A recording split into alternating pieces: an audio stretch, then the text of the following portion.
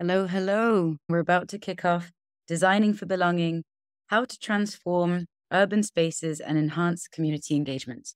And we have three amazing speakers, and our session will be moderated by Gurai, our Director of Architecture. But before I introduce them all, we will do a check-in as we do for all the other sessions. It'll be a quick one, and I will pass to Milan, my colleague on the communications team, to get us started. Welcome again, everyone. Hi, everyone. Thank you, Melissa. So I don't want to also take up too much of time because I'm really interested in this topic. So maybe something to think about. Think of a public space where you've truly felt a sense of belonging. What made it feel that way? Feel free to share your thoughts in the chat. I'd love to read them, and I'm sure everyone else would love to read and hear. And yeah, thank you. Great. There are some really common answers coming up about openness, warmth, no judgment. Great. So keep them coming. In the meantime, I will start introducing, first of all, Guray, who is the Director of Architecture at Atelier, as I mentioned. And he leads interdisciplinary teams in designing spaces that foster connection and community. With a background in urban strategy and experience-driven placemaking, he brings a human-centered approach to shaping meaningful environments. Next up, we have Dr. Alamira Reem Al Hashimi. She's an urban strategist, author, and general manager of M39. Known for her expertise in placemaking, heritage preservation, and cultural development, she's the first Emirati woman with a PhD in urban planning and has shaped major government projects and was recognized among the 150 inspiring Emirati women for her contributions to the field. Welcome.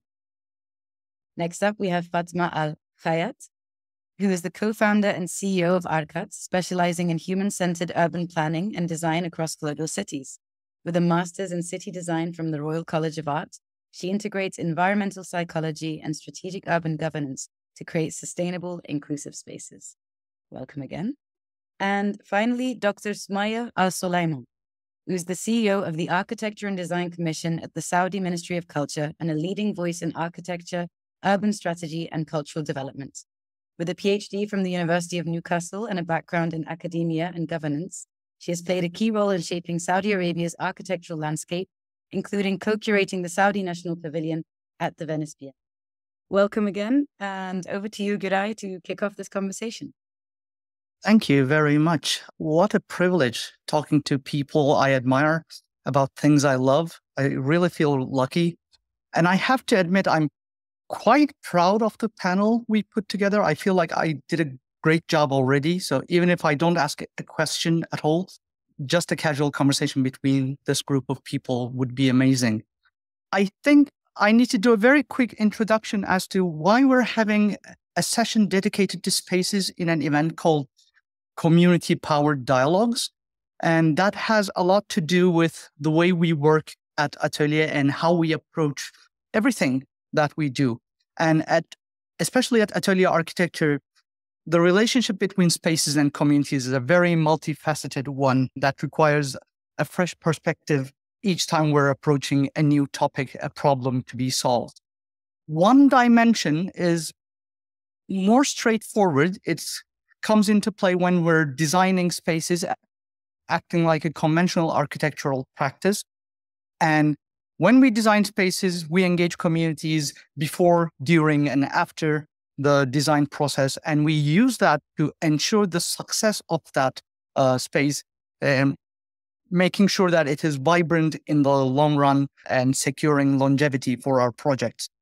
Another really important dimension, which is something really dear to us, is that comes into play when we're tackling complex multidisciplinary projects. And those are the times we treat architecture and urban design as a tool, but not the end game. We create the spaces and we look at spaces as enabler in that regard.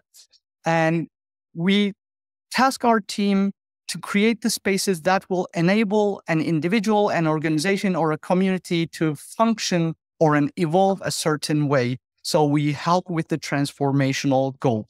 And this requires another angle of community engagement and inclusion and a few scientific methods. Our three guests today are experts at this, and they all have very unique experiences from different parts of the world and from different domains, which I will touch upon. From this point on, I will be a little less talkative and I will listen more. And let's start with a round of brief introductions. And I would love it if you could also voice your answer to the check-in question. What is one urban space that you've experienced a strong connection, sense of belonging? So who would like to go first? I don't mind if no one goes. Please. Okay, great. First of all, thank you so much, Guray and Atelier, for hosting us. I think really amazing panels that you're putting together. So my name is Sumaya Sleiman. I'm the CEO of the Architecture and Design Commission and have different backgrounds within the architecture and design field.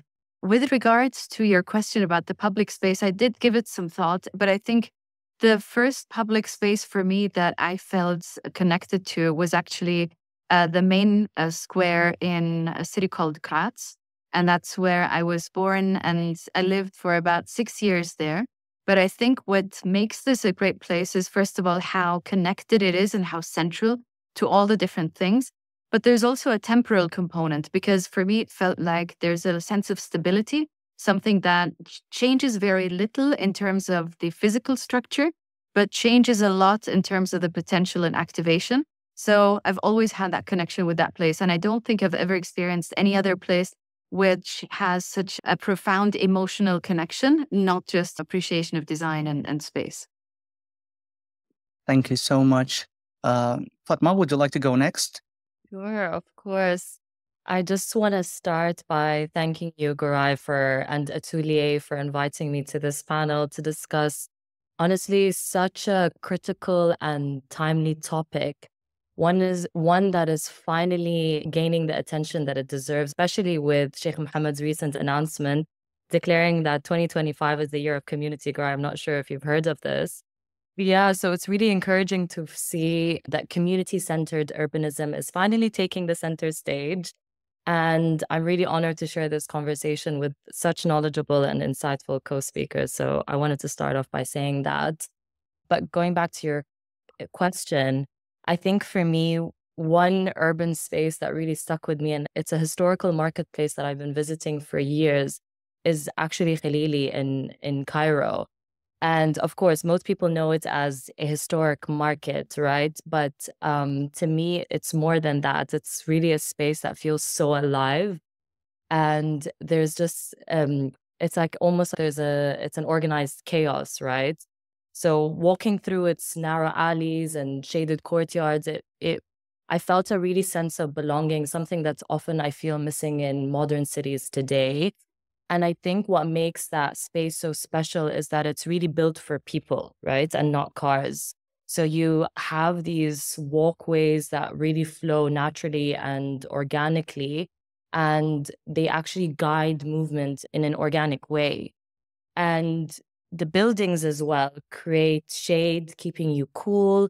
And then you have these courtyards which offer like little pockets of relief where people get together and connect. But more than as well the physical layout, I feel it's really, again, going back to the human interaction. So the streets are constantly buzzing with activity. You have the businesses spilling outside, also into the courtyards.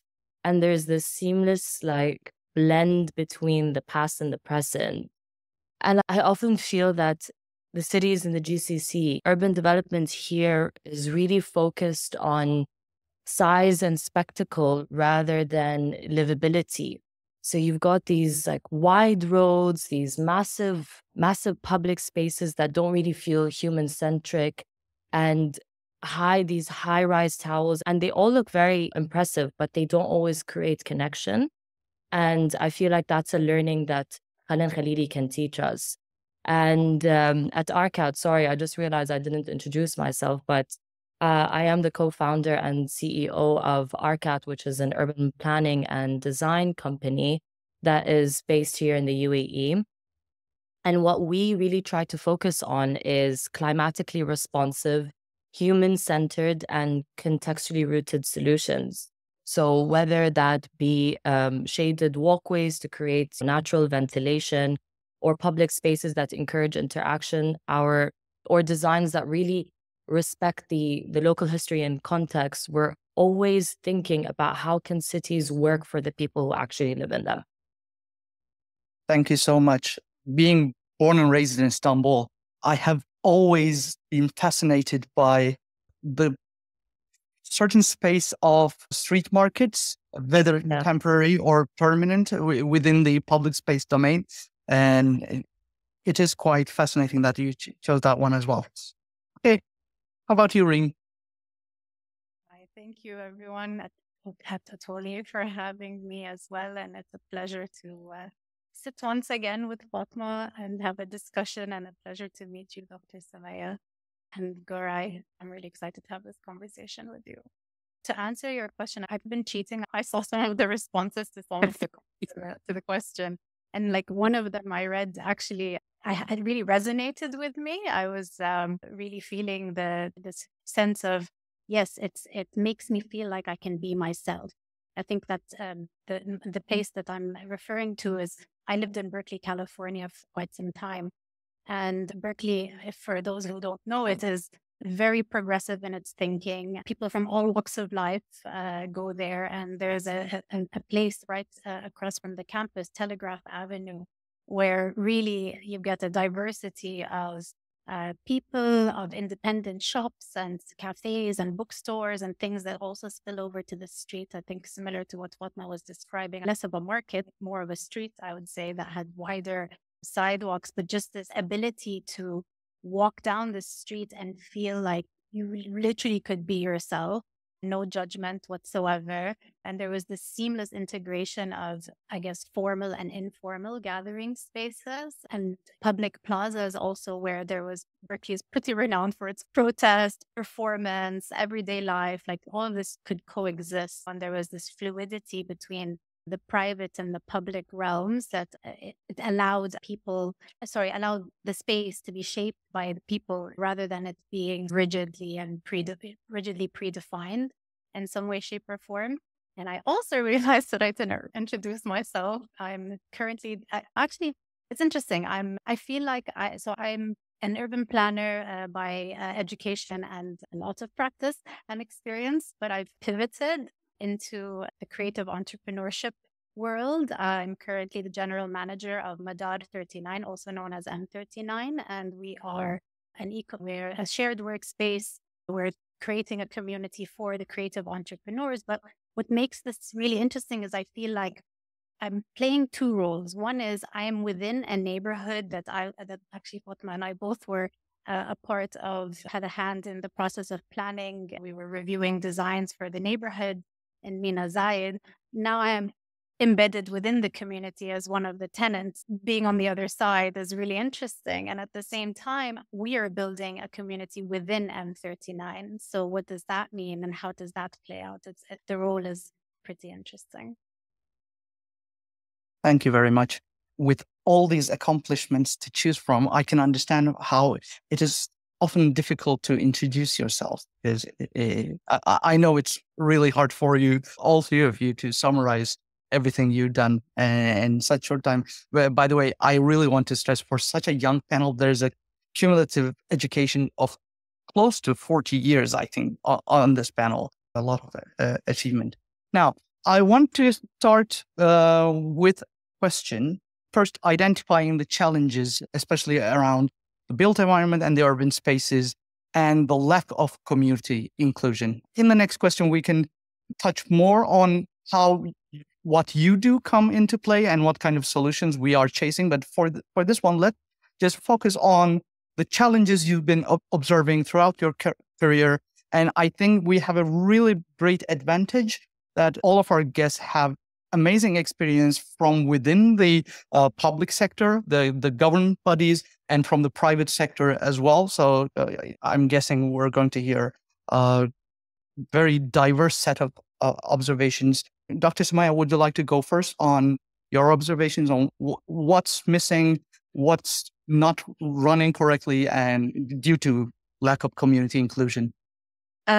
Sure. Thank you so much. So I think from the context that we're observing, and perhaps most prominently in Saudi Arabia, now we have so many different projects that are underway, really big developments. Previously it was a building maybe with some public space in front of it. And then we had mega projects, but now really it is the giga project. And then not just the one, but actually multiple. And the concern that I have with many of these projects is that whenever you're looking at a scale such as that, it's very easy to make mistakes, not because of intention, but rather because the scale is just too big and there's so many complex decisions that need to happen. And also, when we talk about public space specifically, there are multiple elements. So it's not just about the physical design of it, but also the behavioral aspect, the cultural, let's say, inclusion. What are the demographic characteristics of the area that you're designing for? And when you know that, I think there's at least some input. But sometimes when you design new cities, even imagining who might those people be that occupy those spaces and what would their aspirations be and so on, it's very difficult to put it in these briefs, especially at the master plan level. The second phase then goes into the governance of the project. And I think this is where a lot of the decision making that happens might look at it more formally, again, spatially, thinking about, let's say, the distribution of facilities and services and so on, but not really digging deep into what, let's say, the potential uses might be beyond what we're designing it for. And I think this is quite important because a lot of the spaces we think of as if we're designing for this one point in time, which is the immediate future when we open. Yet we know that all of these places have a life of their own. And the dynamics of what happens within them, whether we're talking about land use or different migration patterns within even one city, can affect the use of these public spaces. So I find that very little is being discussed in terms of the long-term implications of these projects. Now, one thing that we did in the Architecture and Design Commission, because we are a regulating body, but also we're responsible for uplifting the sector, and we have 6 subsectors under us, one of which is urban planning and urban design. And we found that while we are not an entity that is responsible, let's say, for the execution of specific projects and plans, we felt the need to go to municipalities, development authorities, and look at what they're doing, because part of what we're doing is actually influencing by sharing knowledge, providing tools and different things. And that's where, and maybe I'll show this came about. So this is actually, yes. I have one here. Yeah, and this is the previous issue. You can see the title is slightly different, but it's the same. So it's the Urban Transformation Manual that we created. And the whole idea was that while we are not, let's say, on the ground and talking to the people, we think of ourselves as the cultural glue that's bringing together all the different stakeholders. And we said today, within the processes of municipalities and development authorities, there's very little from a procedural point of view that allows inclusion of the voices of the people. So how can we create a framework, the different tools that they might need at different phases of the project, and how do we make this process as easy and streamlined as possible? And this is where this idea came from. And yesterday, actually, we had a room full of people, around 50 people almost, from all those different municipalities who are extremely happy about this being there. And now we're starting to discuss around items. How do you use these tools? Because we're providing all the different components of how you create that engagement with the community and what you're supposed to be getting out of it. A lot of what we heard were things related to then also how do we measure impact? Because while you're doing all of these different, let's say, tactical components, how do you get to a point where you know that you actually succeeded? So these are now the conversations that we're having. And it's really, I think, refreshing to see that there's an openness and willingness to learn because they've been on the ground for such a long time and they feel sometimes this disconnect without having the different processes. I think those are some of the things that I wanted to share initially. I'm sure we can go back to some more things to dive a little bit deeper in, but at least let's give you some context. Thank you very much. Reem, what about you? What have you observed? What are the challenges we are facing? Just the idea that trying to ensure that spaces don't just look good on paper, but that they're genuinely serving the communities that they're meant for. Like, too often, urban projects have been prioritizing economic viability, aesthetic trends over actual lived experiences. And normally, what I've observed is that it's been very top down. And I guess this is what we're talking about. So the intended users are generally either engaged too late in the process, if at all. So there's this real disconnect between planners and design, the actual communities who are inhabiting spaces. And it's resulted in spaces that feel sterile, underutilized, maybe even exclusionary, or the spaces feel rather transactional rather than lived in.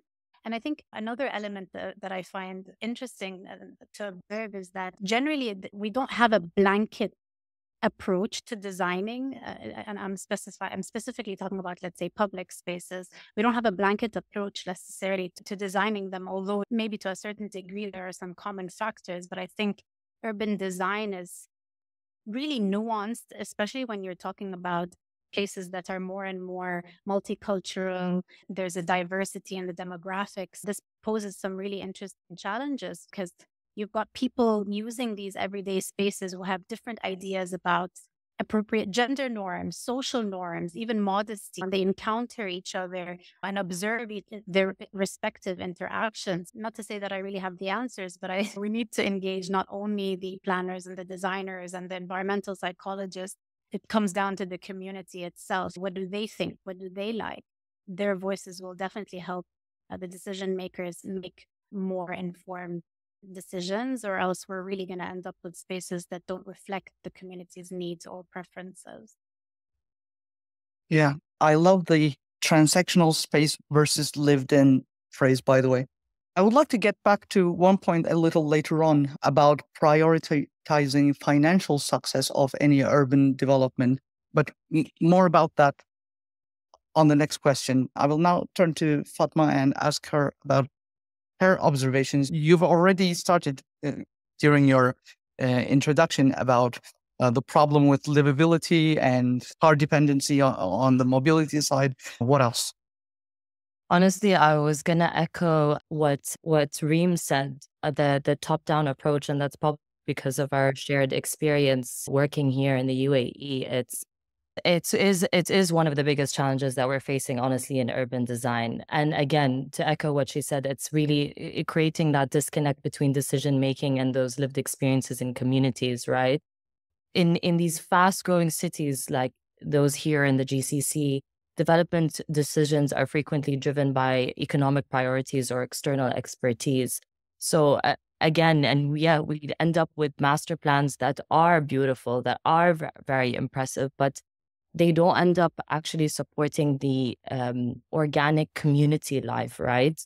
So those who are typically involved, and again, this is based on our shared experience, is you usually have developers, you have the municipalities, and you have the planners all in one room who are making all these decisions, but without the real or true meaningful engagement with the people who will ultimately live in those spaces. But what happens is when people aren't involved in shaping these urban spaces, we actually end up with spaces that don't really meet the true needs. And to put that into perspective, we could design a park that would have a children play area, but what we end up is a park that only caters to one age group, as opposed to designing a park that is multi-generational. Now, if we had the community involved, we could have gotten that kind of enlightenment.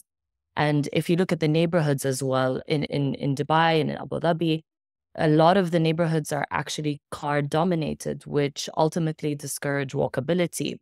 Another result that we see is, and Reem, I know you touched upon that, is underutilized public spaces. And it's a serious problem. It's a serious challenge that has ultimately an effect on what, Garay, you're saying on the ROI.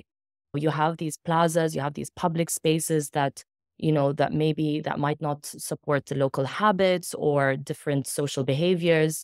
So these areas end up becoming empty spaces. And lastly, another result that we typically see as well is the loss of ownership and pride. So without community input, spaces really feel impersonal.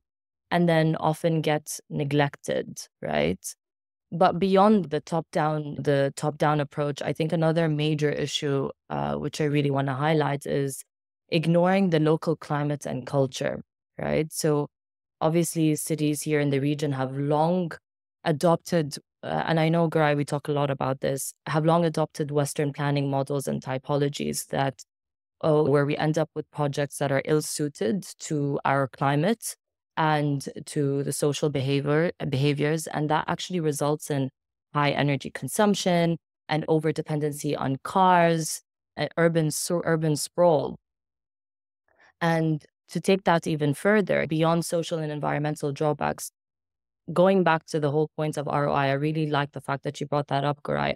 And that's also another point I think that we really need to be discussing, is that really poor community engagement actually impacts financial success. And I think that's such an interesting point.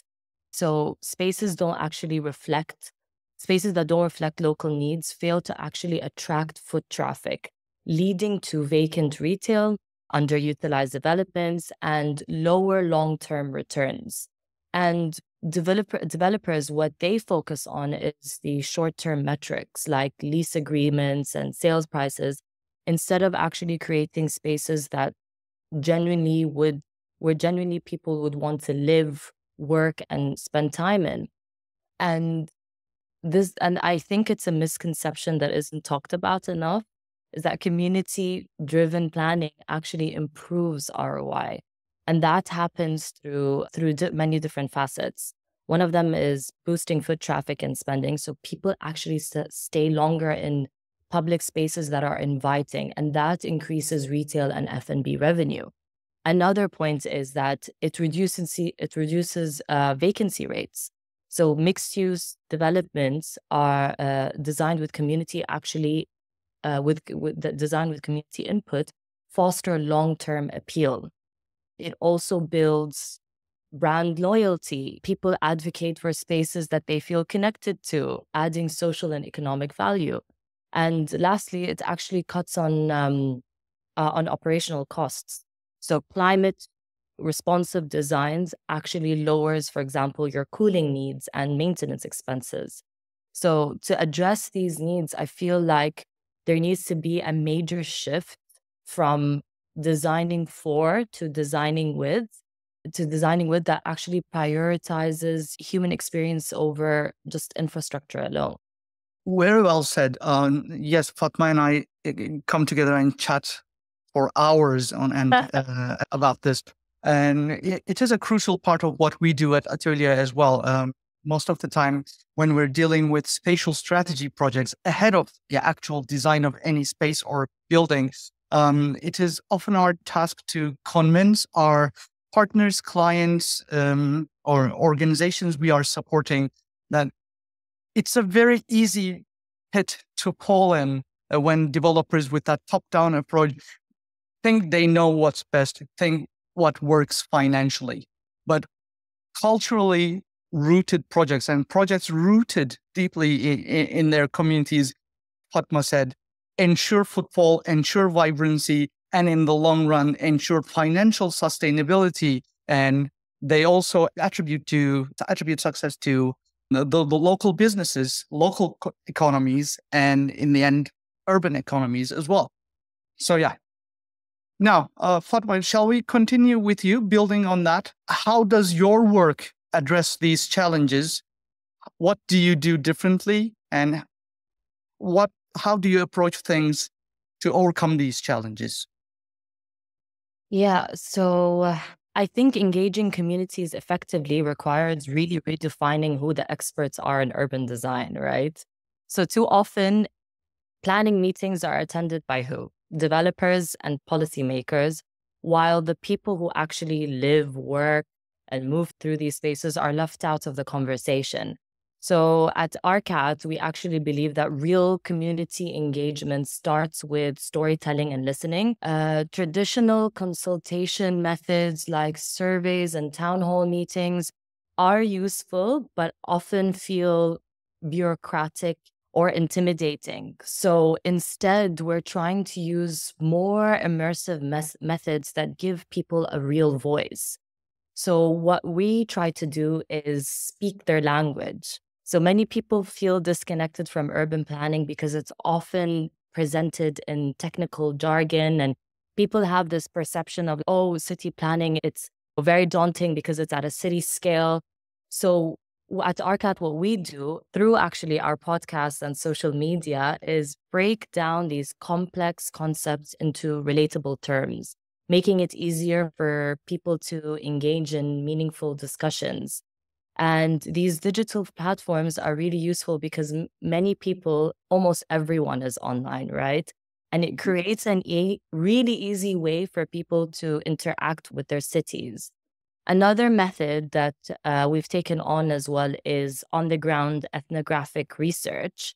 So, what we really do is spend time in neighborhoods where we observe and talk informally with residents, business owners, and local leaders. And it creates this less intimidating setting where, you're able to gain, genuine insights from the city or from the users of that space. And lastly, we do like to host design workshops and charrettes, but we do it quite differently. So rather than just simply presenting a master plan, we bring communities into the process of co-designing with them through interactive models and scenario building exercises. And a strong example actually is our approach to revitalizing existing public spaces within GCC cities. So instead of imposing a generic redesign, we start by involving the community before the design process even begins, right? So this means truly understanding how spaces are currently used. We like to ask questions like who is there during different times of the day? What works? What doesn't? We like to listen to different perspectives. We engage not just with business owners and municipal officials, but also with families and workers and marginalized groups who often don't have a say. And then we co-develop solutions as well. So again, instead of just presenting these finished plans for approval, we bring multiple scenarios and invite the community to shape them. So this process doesn't just create a more socially successful space. In fact, it also directly improves the financial, going back again to the ROI, it improves that financial viability. So when communities actually have a voice in shaping their urban spaces, they feel a sense of ownership, and that leads to increased usage and activation, higher investor confidence, and even lower security and maintenance costs. So people care for spaces that they feel connected to, often leading to reduced vandalism and upkeeping costs. Yeah. Thank you very much. Dr. Sumaya, can we pick up where you left off in the previous question? I know your work runs on so many parallel lanes and you have a plethora of stakeholders you engage. In your experience, what's the most effective way of engaging communities? I know you do a lot of different programs and activities. Okay, so first of all, thank you for the question, but also as a disclaimer, I have to say we haven't yet, let's say, or it's not us who would be engaging. It's much more about enablement of the other parties. But in reference to what you mentioned, because we have so many different things that we're doing, there's a number of things that we're trying to connect as well. So we have 33 initiatives. Out of those, there's multiple things. Now, I think with regards to community engagement, there's always the element that if people have been used to never being asked about any space, and then you suddenly ask them, I think that needs some sort of a cultural shift as well, because there's no script. They haven't gotten any experience that they can actually rely on. There's no precedent to it. They don't understand how that input might actually go into those plans.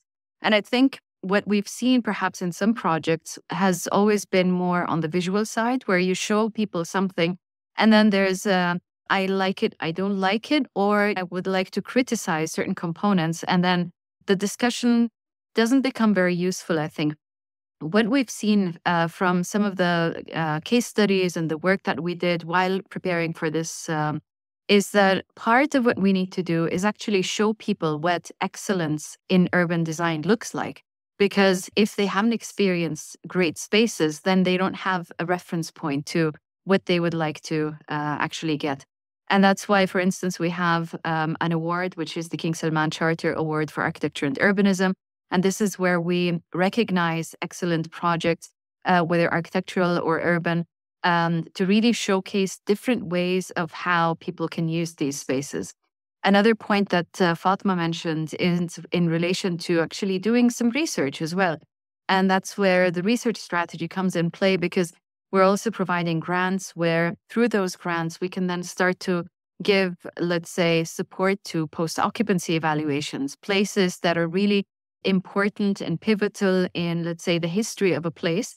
And we have some examples. For instance, if you look at a city like Riyadh, where you have the historical core, which changed over time quite a lot, we do need to understand these different phases and how whatever interventions actually had an effect on what. So is it an effect on the economy? Was it more an effect on the social setting? Is it more about the creation of community?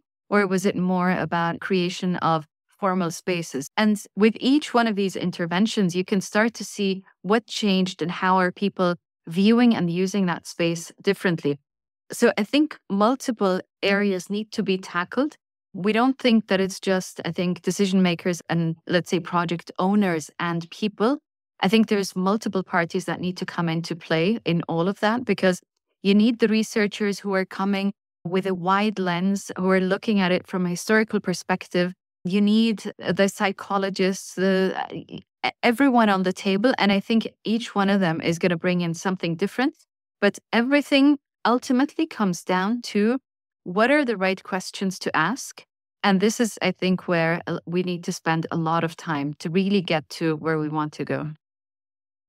I love that answer, especially your point about the lack of vocabulary in the communities we're trying to engage, forming the basis for a common language between these stakeholders are pivotal. Actually, we have been using a framework at Atelier claiming there are two interfaces to life, a tangible and an intangible interface, language and spaces, and defining the role of the designer, the architect, as a translator, making sure everyone speaks the same language. So we treat communities as language and take their aspirations, dreams, needs, and translate them into spaces. So we make sure the essence of their aspirations sits within the end product and ensures success.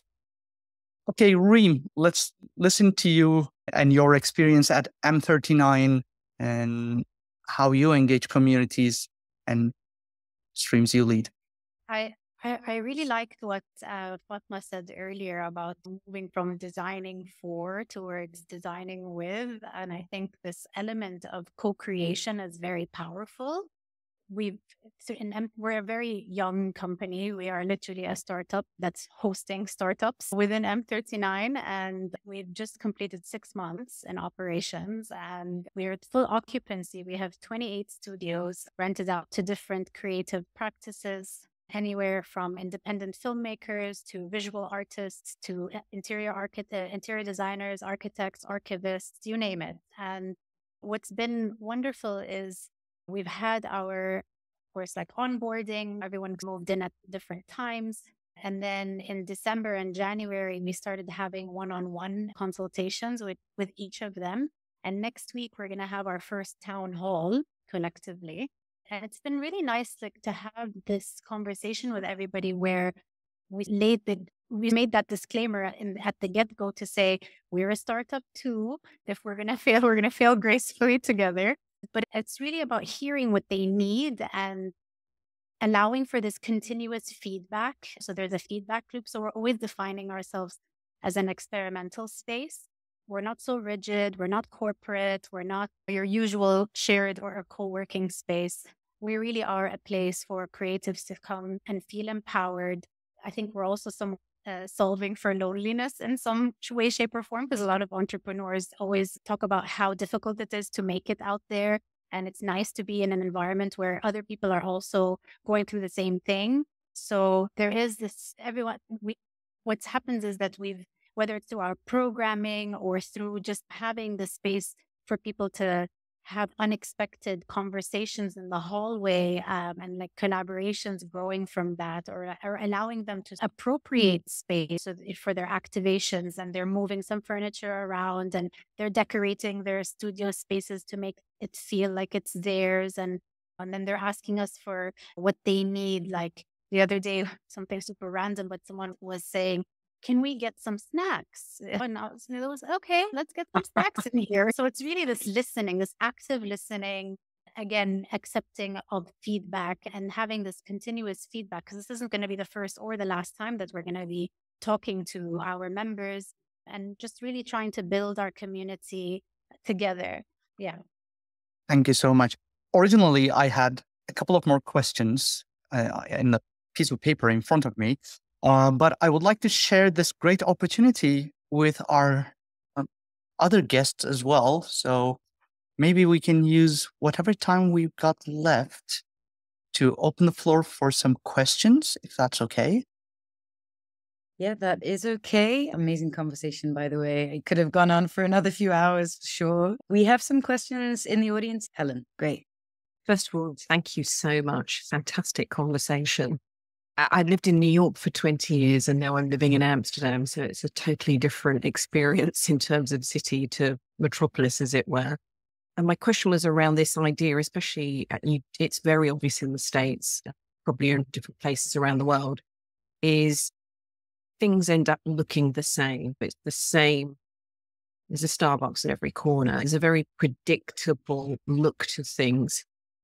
How do you avoid things looking that sameness, as it were? So it takes, and you embed, or through that act of listening, as it were, create things that culturally people feel that they fit in and that they can flourish in and actually grow and build those communities to what can't be imagined by the developers, for instance. We've been having these conversations, and I think it's applicable within what we're doing at M39 and also at the larger scale. Like if you're thinking about a neighborhood, I think, and I touched on this, the word diversity, that it plays out, and that's what you're alluding to.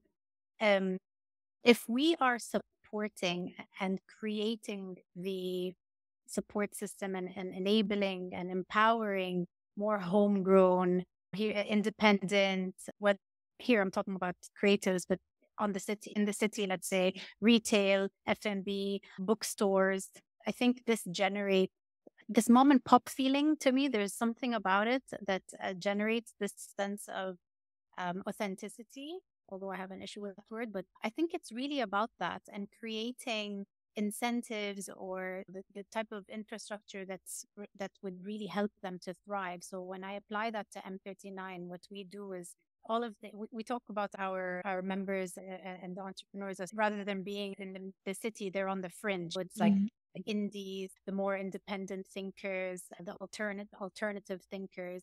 How do we support them? Generally, they need to have access to more affordable spaces. And so we think about things like subsidies. We think about things like helping them by getting them opportunities, mentors. I think to some degree, you can apply that also to the urban planning scene, but diversity is super important.